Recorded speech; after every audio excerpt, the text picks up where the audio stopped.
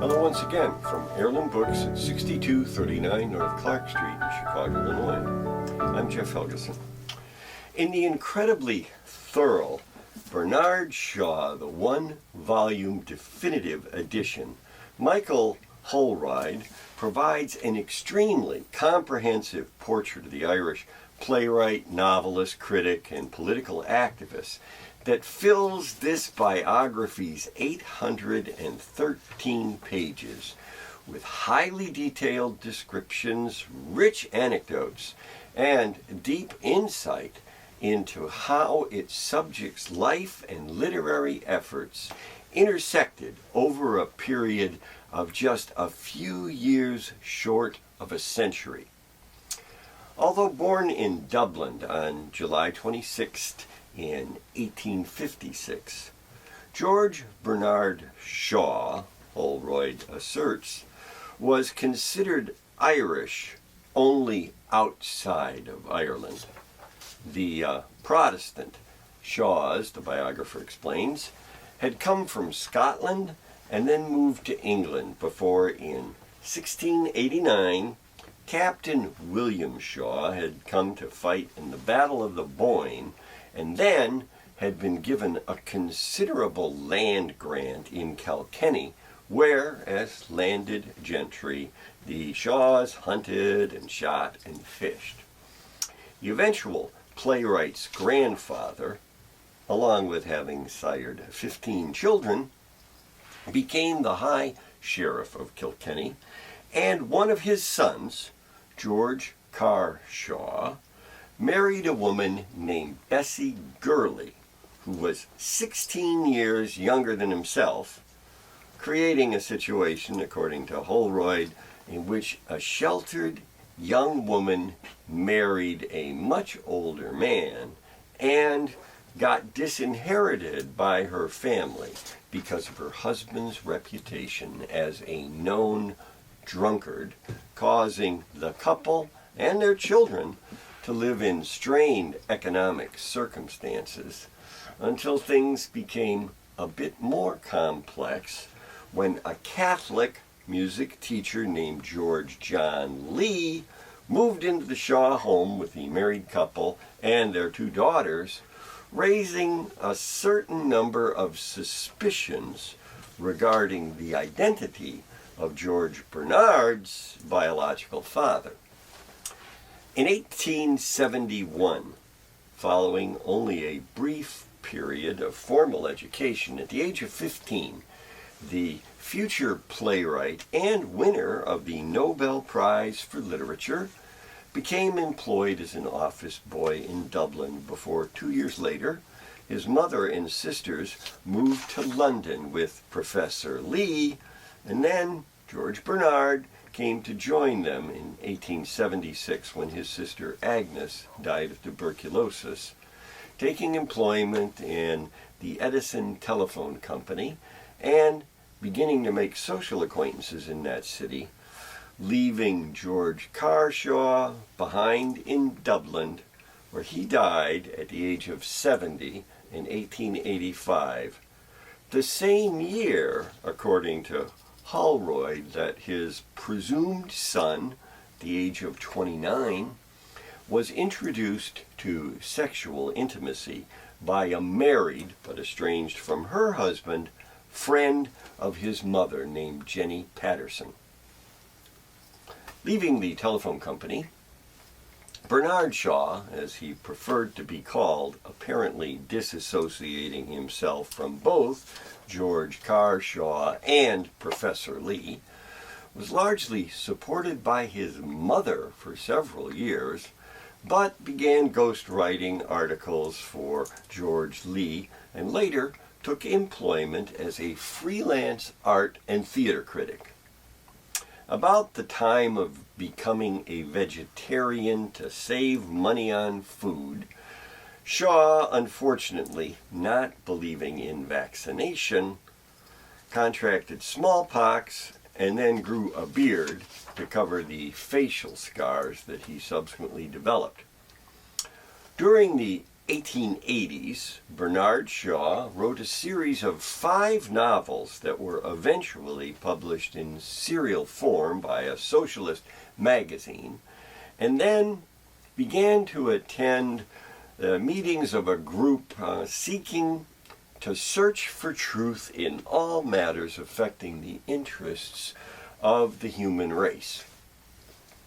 Around this time,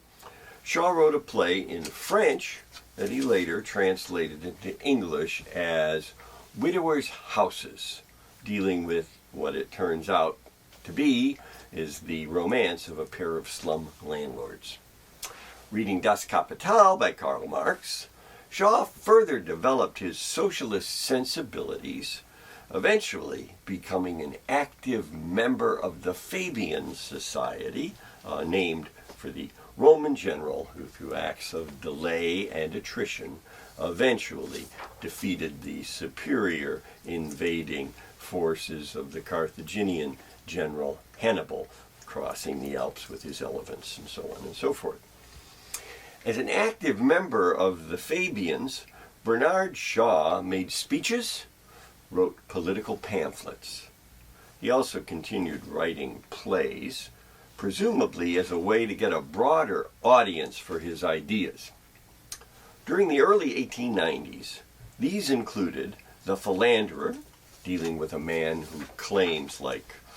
Lord Byron's Don Juan, that he can't be blamed if women tend to fall in love with him,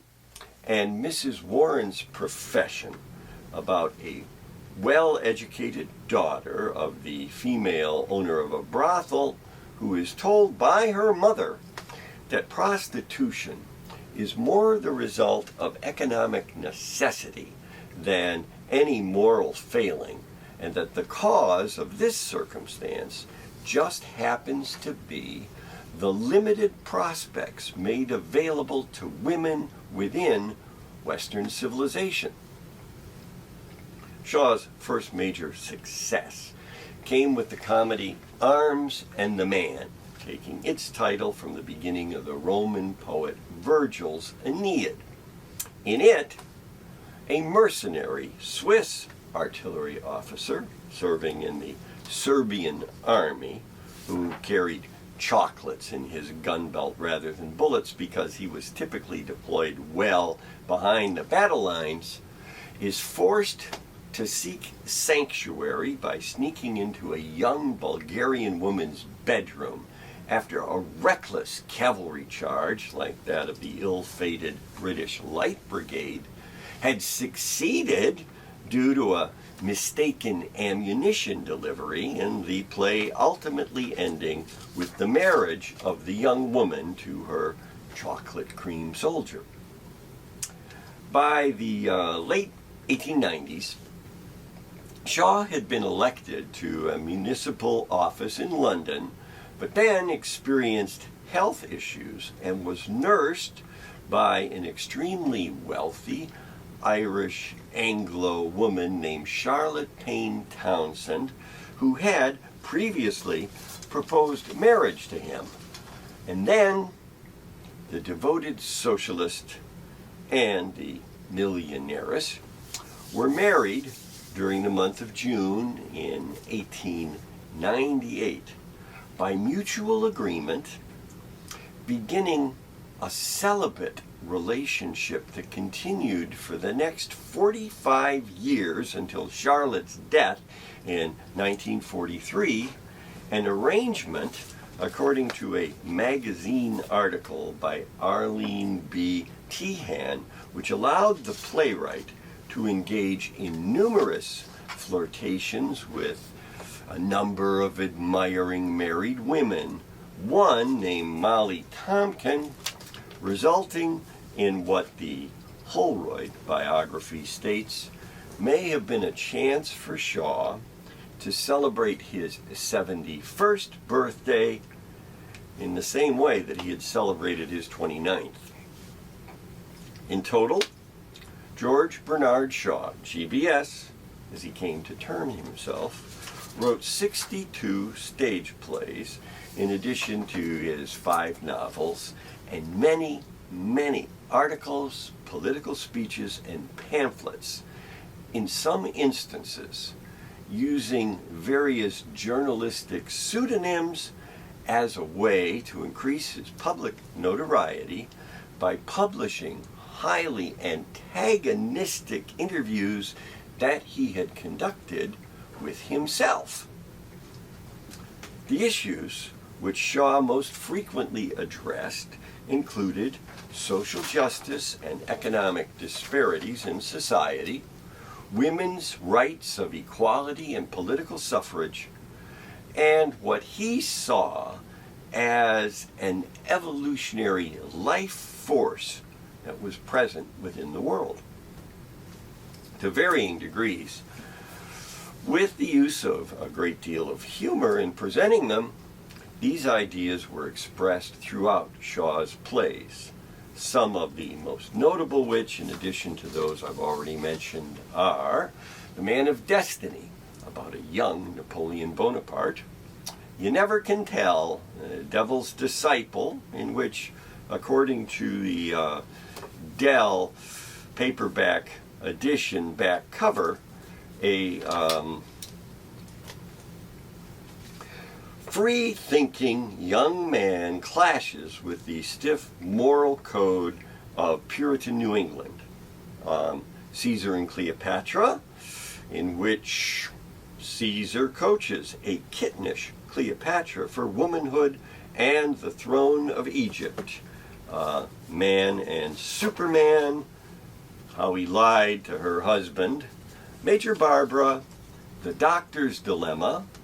Misalliance, The Dark Lady of the Sonnets, Androcles and the Lion, Pygmalion, the basis of the 1955 Alan J. Lerner Broadway musical and subsequent motion picture, My Fair Lady, with the character of Henry Higgins, largely based upon Shaw's mother's music teacher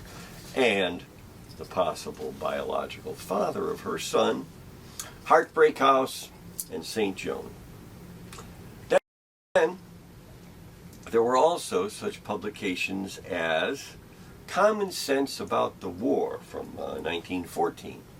The Intelligent Woman's Guide to Socialism and Capitalism from 1928, and Everybody's Political What's What from 1944, in addition to the Revolutionist's Handbook, which was supposed to have been written by the character of John Tanner from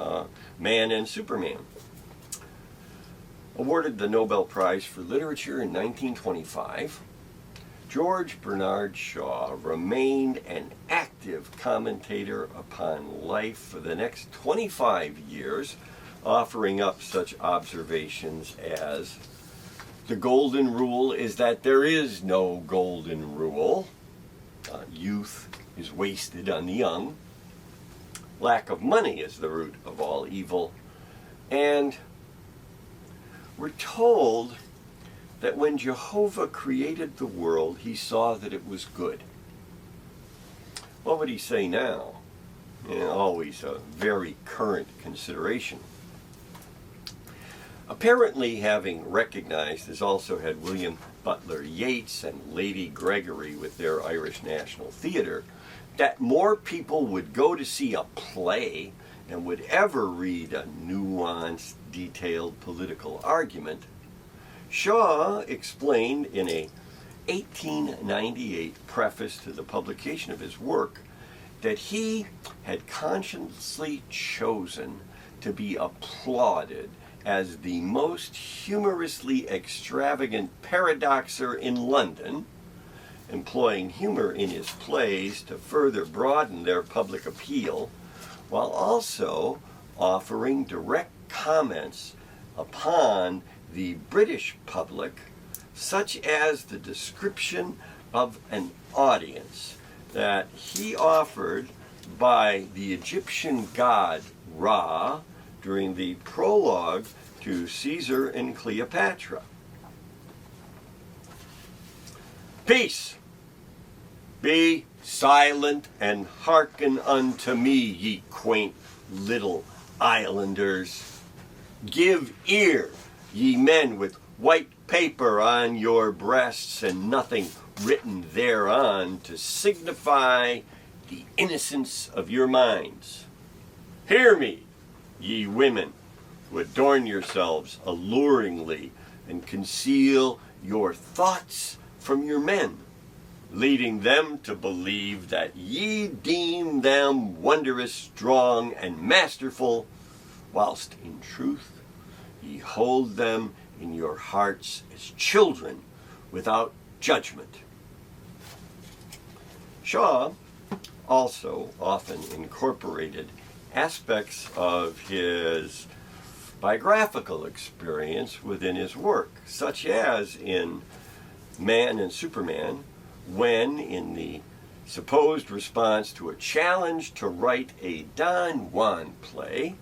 GBS loosely used his relationship with his millionaire wife, Charlotte, as a catalyst. In the play, following her wealthy father's death, a young woman named Anne Whitefield is made the joint ward of two men, well-respected older gentleman named Roderick Ramsden, and the author of the Revolutionist Handbook, John Tanner, with whom Anne happens to have already been in love, in spite of also being sought in marriage by another man named Octavius Robinson. Because Tanner fears that any prospect of marriage would interfere with his various social, political, and intellectual ambitions, he quickly leaves England and travels across France to Spain, with Miss Whitefield chasing directly after him, where they are taken prisoner by a band of socialists, Fabian-like bandits, who, like medieval England's Robin Hood and his merry men, very proudly rob from the rich and give to the poor, which of course just happens to include themselves. When informed of this by the group's leader, a Spaniard named Mendoza, Tanner immediately responds by saying, "I am a gentleman. I rob from the poor." And the two men immediately shake hands and quickly become close friends. Later, in a dream sequence that is often omitted from production of Man and Superman, but has frequently been performed separately under the title Don Juan in Hell, there are extended philosophical discussions with the devil that take place with Tanner and Ramsden, assuming the characters of Wolfgang Amadeus Mozart's Don Giovanni, and Mendoza taking the part of the devil. During one exchange, heaven is described as the most angelically dull place in all creation, and mankind as having outdone nature in the arts of death, producing by chemistry and machinery all the slaughter of plague, pestilence, and famine, the devil observing, "And these are the creatures whom you call the life force?" According to the back cover of the Penguin Classic production, publication of the play Man and Superman, Shaw combined seriousness with comedy to create a satirical and buoyant expose of the external struggle between the sexes, as well as what might today be termed the intentions of the military-industrial complex. For Major Barber, the estranged daughter of a fabulously wealthy munitions manufacturer, has joined the Salvation Army and risen through the ranks to run a temperance shelter for recovering alcoholics in the name of the Prince of Peace, but becomes disillusioned and resigns her post when the organization's top-ranking officers except a pair of very substantial donations from her father, the munitions manufacturer, and a distiller and distributor of alcoholic beverages. Misalliance explores courtship practices among the members of the aristocracy during a single afternoon in a country house of a wealthy underwear manufacturer in rural England, eventually involving a potential socialist assassination and the pilot of a plane that quite literally crashes the gathering, bringing with him a female acrobat who attracts the attention of the men gathered for the weekend, essentially inventing theater of the absurd before Eugene Ionesco had even been born. The play ending with an appeal for female financial and social independence. Throughout his long life and career, George Bernard Shaw, GBS, strove to engage and inform audiences while also raising issues and provoking both thought and conversation. A political activist, playwright, essayist, art and theater critic, sometimes reviewing his own plays, Bernard Shaw combined his beliefs into a cogent package and delivered them everywhere he could through any means which he thought might work, inspiring both